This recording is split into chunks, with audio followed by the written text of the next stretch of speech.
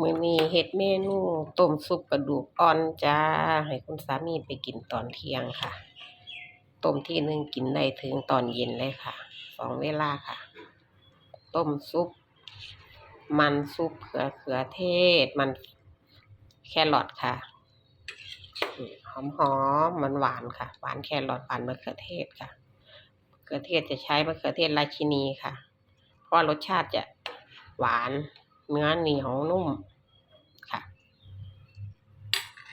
ต้มทีก็จะหม้อใหญ่ๆค่ะได้2เวลาเช้าเที่ยงเย็นค่ะตอนเย็นกลับมาก็กินนี่ก็แบ่งกัน2ที่ค่ะตอนเช้าแบ่งให้สามีไปทำงานตอนเที่ยงนี่ค่ะต้มซุปกระดูกอ่อนค่ะมาค่ะร้อนๆมาชิมด้วยกันค่ะเพื่อนๆ